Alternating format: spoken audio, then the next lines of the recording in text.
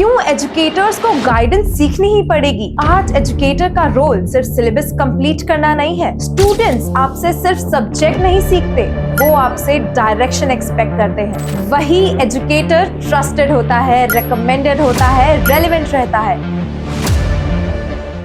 Why guidance is the real education today? Let us start with a simple observation.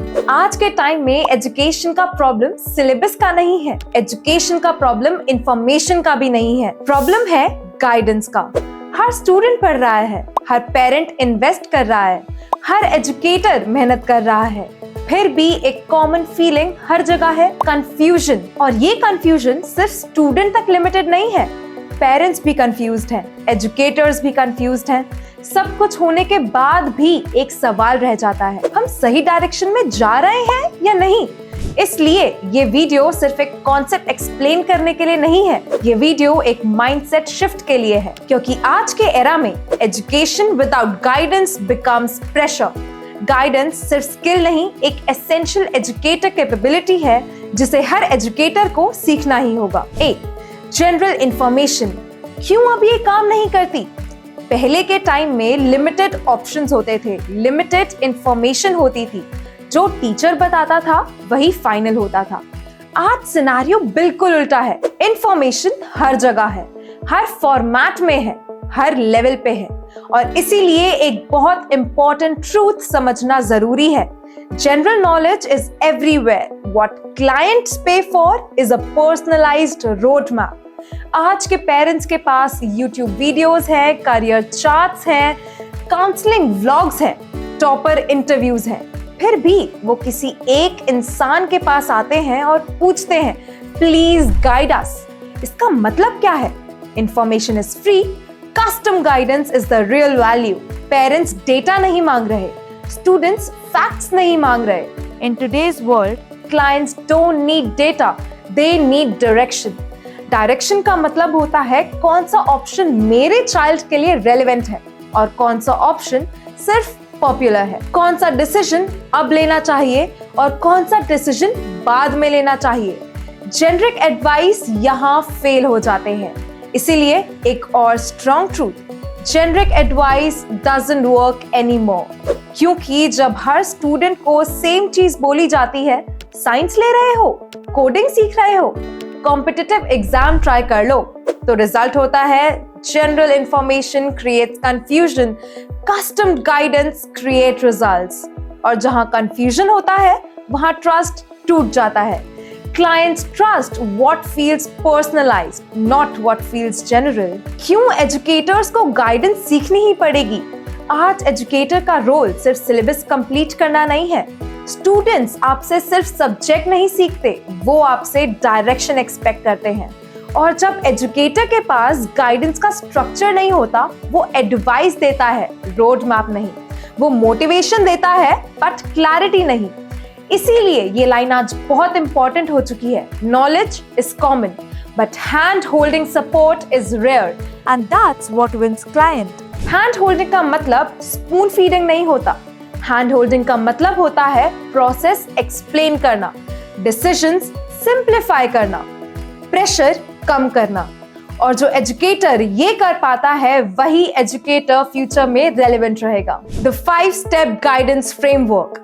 Effective guidance कभी random नहीं होती, वो हमेशा structured होती है। First, identify pen.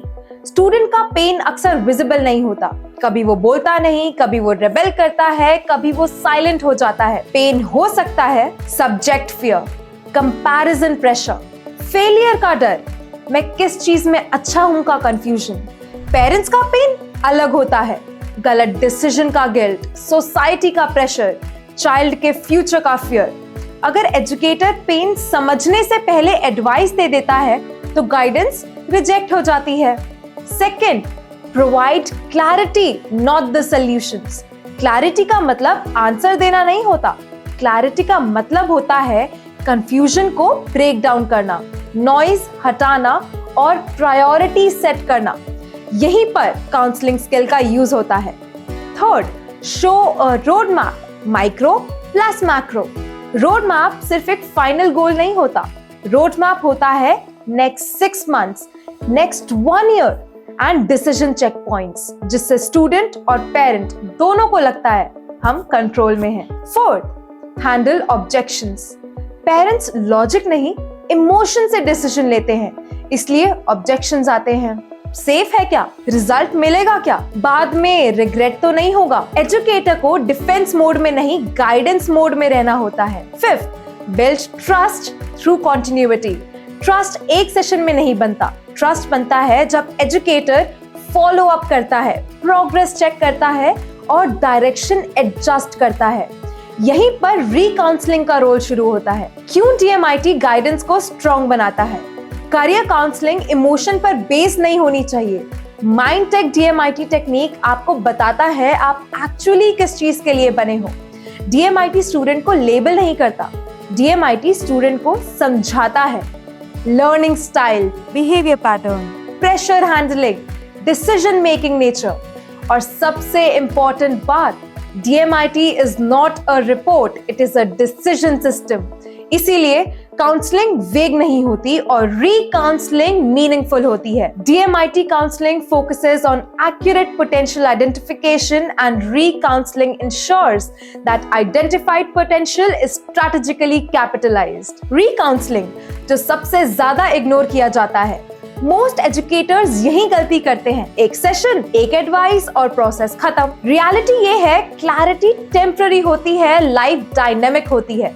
इसीलिए हम आपको सिर्फ एक बार काउंसिल करके छोड़ते नहीं। हमारा मॉडल काउंसलिंग प्लस री-काउंसलिंग स्ट्रक्चर पर बेस्ड है। री-काउंसलिंग प्रोग्रेस ट्रैक करती है, ड्रिफ्ट आइडेंटिफाई करती है, करेक्शन टाइमली करती है। इससे स्टूडेंट इंडिपेंडेंट डिसीजन मेकर बनता है, डिपेंडेंट नहीं। एजुकेटर्स हु मास्टर गाइडेंस, उनका इम्पैक्ट। जो एजुकेटर पेन समझता है, क्लैरिटी देता है, रोड मैप फॉलो करवाता है, री-काउंसलिंग करता है, वही एजुकेटर ट्रस्टेड होता है, रिकमेंडेड होता है, रेलेवेंट रहता है। Everyone gives knowledge, very few give implementation support, और इम्प्लीमेंटेशन सपोर्ट ही रियल गाइडेंस है। फ्यूचर में सिलेबस चेंज होगा, सब्जेक्ट्स चेंज होंगे, टूल्स चेंज होंगे, बट गाइडेंस वो स्किल है जो एजुकेटर को ट्रेनर से ट्रू मेंटर बनाती है। जो एजुकेटर गाइडेंस सीख लेता है, वो सिर्फ पढ़ाता नहीं, वो लाइफ शेप करता है। Right guidance at the right time. That is how we convert potential into performance.